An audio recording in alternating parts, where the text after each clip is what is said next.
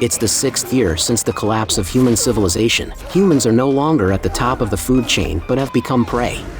One day, while out scavenging for supplies, Ish collides with something. He gets out of his car to investigate and finds a dying mountain lion. Seeing its suffering, Ish pulls out his gun, but suddenly hears a noise from the nearby woods. A little girl with a backpack is watching him warily. Ish immediately gives chase, while the girl runs away desperately. Seeing Ish approach, the girl screams in terror. Stop! Hey!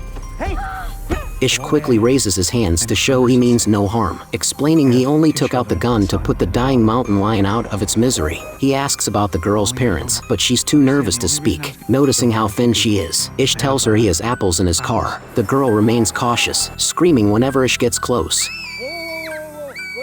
Ish says he'll return to his car and wait for a while, offering her food and shelter if she wants to come with him. When Ish returns to his car, he finds the injured mountain lion gone, possibly dragged away by other animals. After waiting for a few minutes, just as Ish thinks the girl has left, she slowly emerges from the woods. Ish tosses her an apple. The tasty food finally lowers her guard, and she climbs into the truck bed, choosing to go with Ish. Back at home, the girl is terrified of the unfamiliar environment and refuses to leave the truck bed. Ish doesn't force the girl out, but brings the fruit inside. At this time, Emma has already had 2 children with Ish and is now pregnant with their third. Jorge and his wife Maureen also live with Ish's family, having arrived 2 years ago after seeing Emma's directions on a wall. Ish suspects the girl might have PTSD or other issues and thinks it's best not to upset her for now. When Maureen goes to comfort the girl in the truck, she notices many burn scars on her arms, suggesting cruel abuse. Maureen shows her own childhood scars, explaining she understands what the girl is going through. While the girl is bathing, Maureen opens her backpack and finds a notebook filled with disturbing, eerie drawings. Meanwhile, Ish and Jorge explore the woods where they found the girl. They discover a cabin with signs of the girl's presence and some terrifying torture devices. That evening, Maureen reads a letter found in the girl's backpack, written by her mother. The girl's name is Evie. After the apocalypse, Evie's father took out his anger on his wife and daughter, constantly torturing them.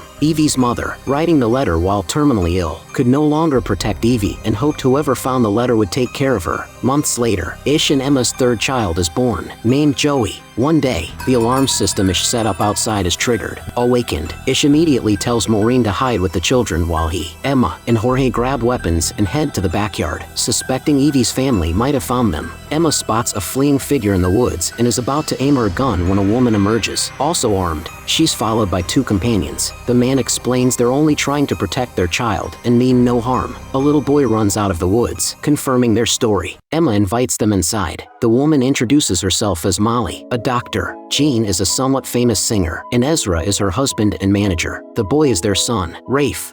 Shoot out the sun. Oh, I loved your music.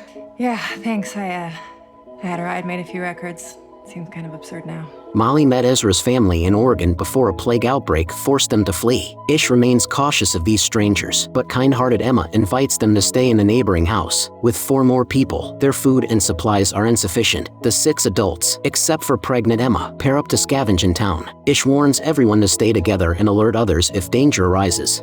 There's like 30 different kinds of animals that would love to make you dinner. Try to make them dinner first. I'll make you dinner. As they enter town, a buffalo blocks their car, forcing them to proceed on foot. While Ish and Ezra search for canned food in a supermarket, Molly separates from Jean and heads to the hospital. As a doctor, she understands medical supplies are as crucial as food in their situation. The hospital wards are filled with decomposed bodies. Molly doesn't find much until she encounters a wild dog, which she drives away with a fire extinguisher.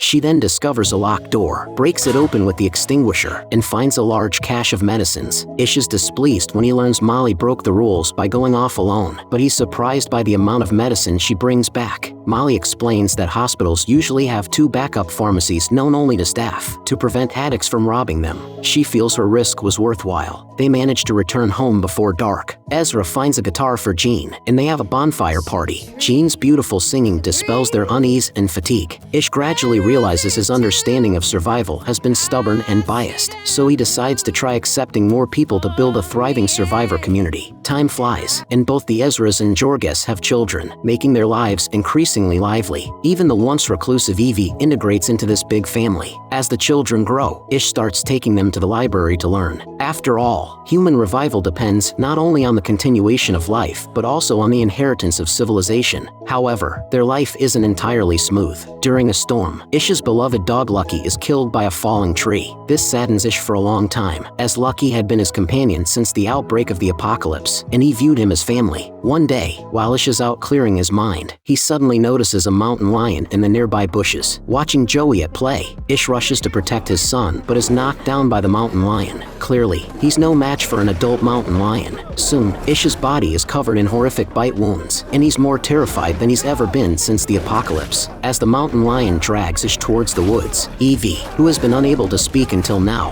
finally utters her first words.